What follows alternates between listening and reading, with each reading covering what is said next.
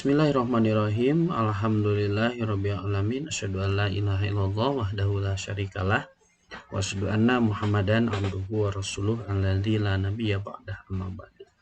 Alhamdulillah, pada kesempatan kali ini saya bisa hadir bertatap muka melalui video pembelajaran penjelasan mengenai materi yang terakhir di semester pertama kelas 11 ini, yaitu membahas mengenai munasabah Al-Quran, di mana munasabah Al-Quran ini adalah pelengkap ya materi-materi sebelumnya yang menjadi dasar dari alat atau usaha mufasir untuk mentafsirkan Al-Quran. Di antaranya pemahaman dasar mengenai ilmu makiyah madaniyah, kemudian asbabun nuzul. Nah, hari ini kita akan membahas tentang munasabah Al-Quran. Mungkin kalian pernah mendengar apa yang disebut dengan munasabah Al-Quran, di mana di sini di antaranya dijelaskan beberapa pengertian munasabah Al-Quran. Secara etimologi, kata munasabah sering dipakai dalam 3 pengertian. Kata ini dipakai dengan makna musyakalah atau muqarabah yang berarti dekat. Kata munasabah ini juga bisa diartikan dengan an-nasib atau kerabat serta sanak saudara. Makanya sering kita dengar istilah nasab, artinya ada kedekatan atau ada hubungan kekerabatan. Nah, maka dari pengertian secara etimologi ini, secara bahasa ini menunjukkan bahwa munasabah itu adalah adanya sesuatu yang bisa jadi ya, hal tersebut itu indikatornya mendekatkan. Ada beberapa indikator yang bisa menjadi kedekatan, ada kedekatan atau ada persamaan. Nah, untuk lebih memahami lagi, coba kita perhatikan beberapa penjelasan yang disampaikan oleh para ulama mengenai pengertian munasabah secara terminologis atau secara istilah. Yang pertama, menurut Ibnu Arabi, bahwa munasabah itu adalah koherensi atau hubungan ayat-ayat Al-Quran antara suatu bagian dengan yang lainnya, sehingga Al-Quran itu bagaikan satu kalimat atau ayat-ayat Al-Quran, surat-surat Al-Quran itu bagaikan satu yang maknanya harmonis serta strukturnya yang rapi.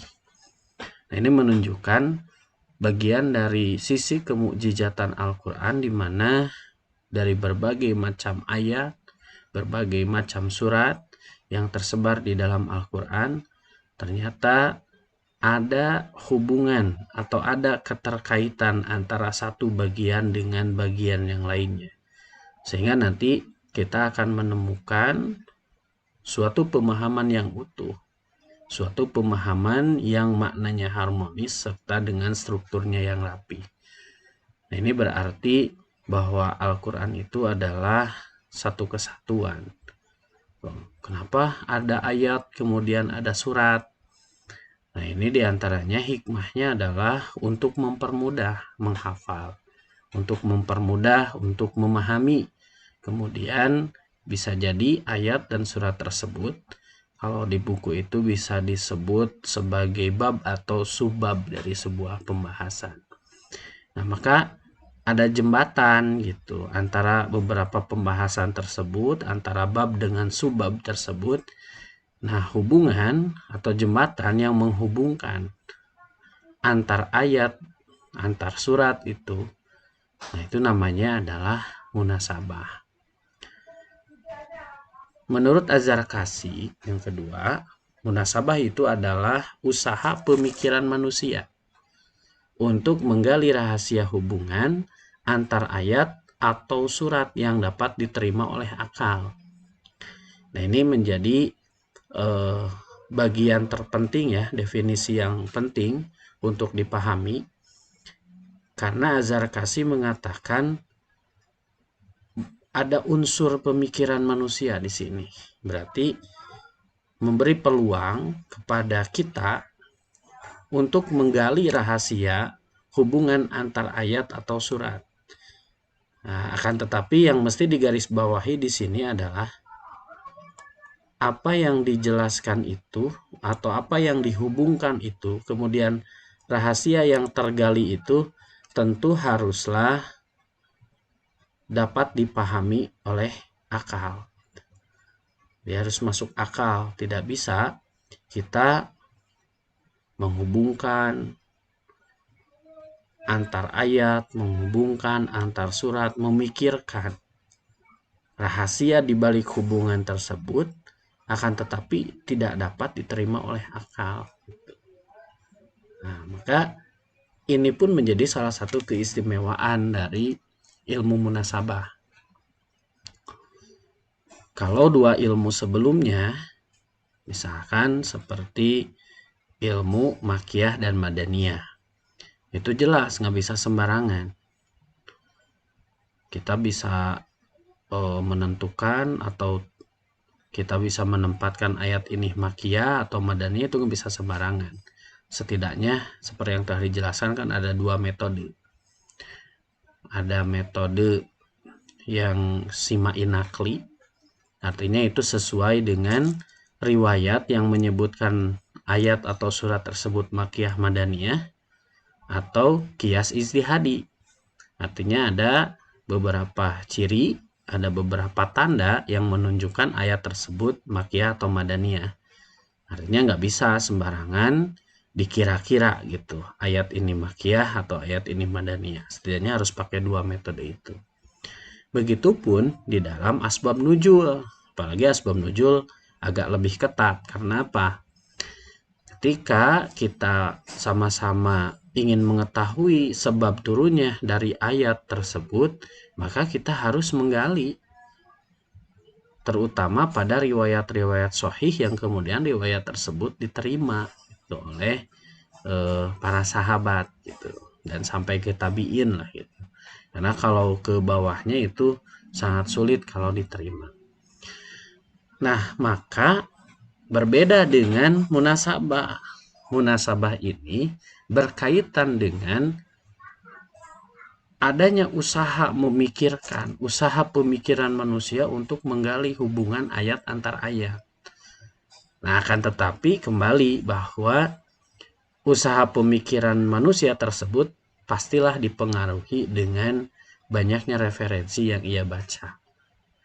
Gitu. Jadi apakah hubungannya itu bisa dikatakan ada indikator-indikator yang samanya, ada kalimat-kalimat yang samanya, sehingga dipikirkan kemudian digali, oh ternyata hubungannya dikarenakan adanya kesamaan bahasa, adanya kesamaan kalimat dan lain sebagainya. Jadi usaha pemikiran tersebut nantinya akan diperkaya oleh seberapa banyak itu referensi kemudian yang ia dapat, atau seberapa banyak ia mendengar beberapa masukan-masukan, pendapat-pendapat mengenai rahasia hubungan antar ayat tersebut. Yang jelas, dalam memikirkan, menggali rahasia hubungan antar ayat atau surat tersebut, kembali syaratnya harus bisa diterima oleh akal. Nanti kita akan perkaya lagi permasalahan ini di dalam pembahasan yaitu tafsir bil ma'kul atau tafsir biroi. Nah, bagaimana porsi akal di sana berbicara, kemudian akalnya seperti apa. Ini gampangnya seperti itu. Jadi bagaimana seorang mufasir kemudian ia mencurahkan segala usaha, segala pemikirannya untuk menggali rahasia hubungan antar ayat atau surat yang ada di dalam Al-Quran. Itu bisa jadi sebagai kesimpulan dari pengertian munasabah secara terminologis. Kemudian bentuk dan contoh munasabah. Di antaranya di sini yang akan kita bahas ada beberapa bentuk ya, serta beberapa contoh munasabah. Hal ini penting karena nanti di akhir semester ini di antaranya kita akan mencoba melatih bagaimana kita bisa mencurahkan pemikiran kita, menggali rahasia hubungan antara ayat atau surat dengan berbagai bentuk gitu. Sehingga kita harus mengetahui bentuk dan contoh-contoh munasabah ini. Baik, yang pertama, hubungan kata demi kata dalam satu ayat, atau dalam referensi lain dikatakan hubungan kata demi kata atau ayat demi ayat dalam satu surat. Itu ya. Ini kita lihat di sini contohnya itu kata demi kata dalam satu ayat gitu ya. Tapi kita nanti bisa kembangkan ke ayat demi ayat dalam satu surat. Atau ya, ayat demi ayat dalam satu surat. Munasabah ini terjadi karena antara bagian Al-Quran itu tidak ada kesesuaian, sehingga tidak tampak adanya hubungan di antara keduanya. Bahkan tampak masing-masing ayat itu berdiri sendiri, baik karena ayat yang dihubungkan dengan yang lainnya maupun ayat satu bertentangan dengan ayat yang lainnya. Kok kenapa gitu ya? Ini berbeda secara definitif tadi yang telah dijelaskan. Nah, ini menunjukkan bahwa nanti kita akan temukan di dalam Al-Quran itu, baik dalam runtuyan kata demi kata dalam satu ayat atau ayat demi ayat dalam satu surat, itu seperti tidak ada hubungan. Nah, tapi kemudian hubungan itu baru tampak ketika ada beberapa tanda, seperti dalam contoh ini ada atop sebagai ciri bahwa adanya keterkaitan atau adanya hubungan. Contoh, afala yanzuruna ilal ibili kaifa khuliqat wa ilas sama'i kaifa rufi'at wa ilal jibali kaifa nusibat wa ilal ardi kaifa sutihat. Nah, di sini ada waw. Waw ini berfungsi sebagai tanda bahwa ada keterkaitan antara ayat sebelumnya dengan ayat selanjutnya. Hanya saja keterkaitannya ini cenderung tidak terlihat nampak gitu. Nah, maka dalam bahasan ini nanti berkembang ada dua macam ya. Dua macam dari munasabah itu. Yang pertama, ini bisa dibaca juga di makalah yang sebelumnya Ustadz telah bagikan. Yang pertama, ada yang disebut dengan zahirul irtibat. Nah, di mana zahirul irtibat itu adalah adanya keterkaitan yang nyata gitu. Jadi keterkaitannya itu nyata. Apakah karena adanya kalimat yang sama, topik yang sama yang dibahas, baik itu nanti misalkan akhir ayat dengan awal surat, seperti misalkan ya nanti bisa dilihat di Al-Quran, akhir surat Al-Waqiah dengan awal surat Al-Hadid. Nah, itu kan ada kesamaan bahasan. Akhir surat Al-Waqiah di sana dibahas tentang tasbih. Kemudian di awal surat Al-Hadid dibahas juga tentang tasbih. Berarti ada kesamaan, sama-sama membahas tentang tasbih. Itu yang zohir ya.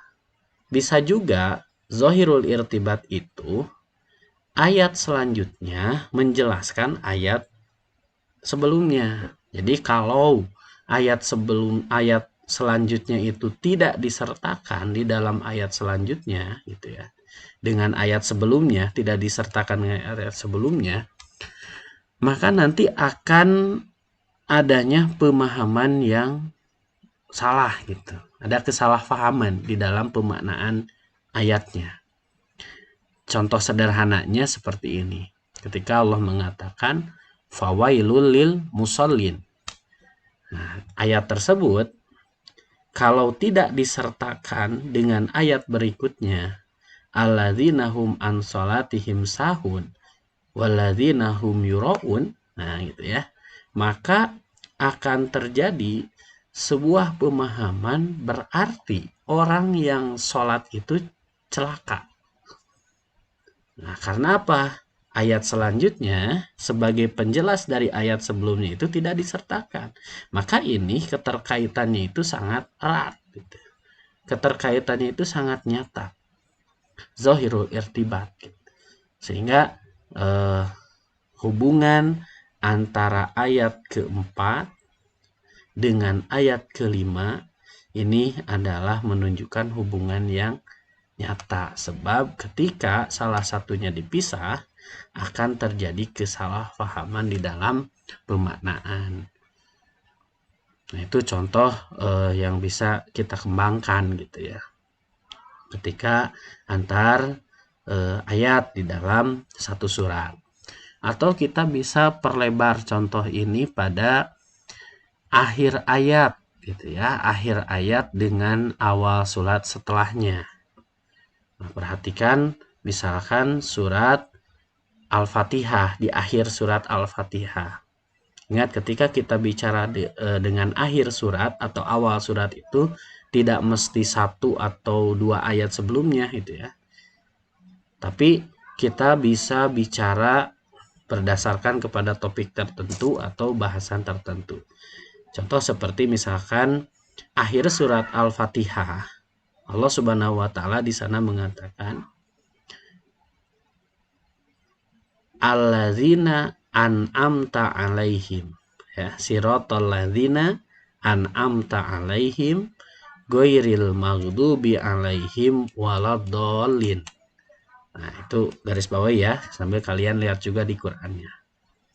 Nah, kemudian kita coba hubungkan dengan awal surat Al-Baqarah.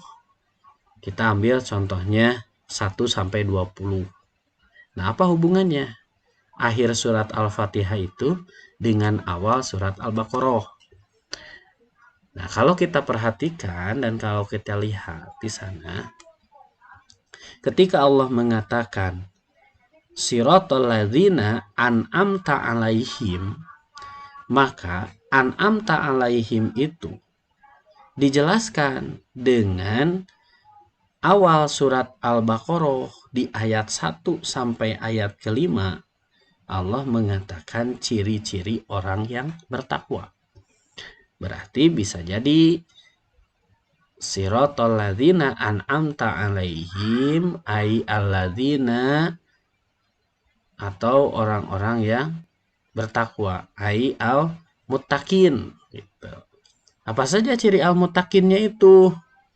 Di antaranya alladzina yu'minuna bil ghaib wa yuqimunas shalah wa mimma razaqnahum yunfikun.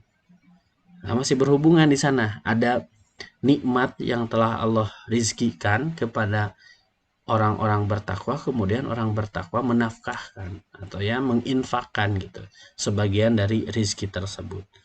Walladzina yu'minu bima unzila ilaika wa ma unzila min qablik wa bil akhirati hum yuqinun. Nah, maka di sini ulaika ala hudam mir rabbihim. Karena di ayat sebelumnya kan yang dipinta apa? Ihdinas siratal mustaqim.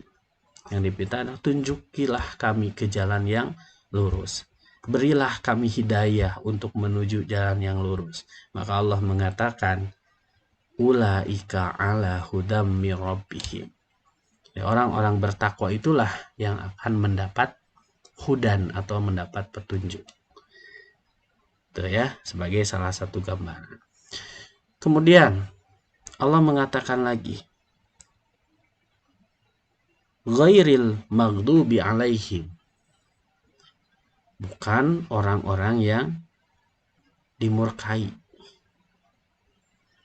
Nah, siapa yang dimaksud orang yang dimurkai ini? Nah, kita bisa lihat di ayat ke-6 dan ayat ke-7.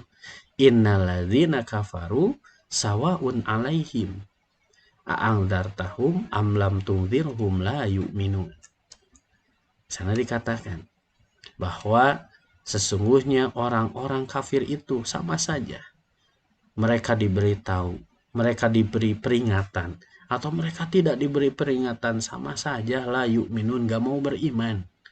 Nah kira-kira ya, kalau ada orang yang seperti itu, dibere nyaho, cek Sunda nama gitu ya, dibere nyaho tuh dibere nyaho, kekeh cegah gitu wae bedegong. Nah kira-kira ka orang cegah gitu orang kumaha? Pasti ambek. Nah ambek itu al-maghdub, murka, dimurkai. Maka al-maghdubi alaihim itu adalah orang-orang kafir.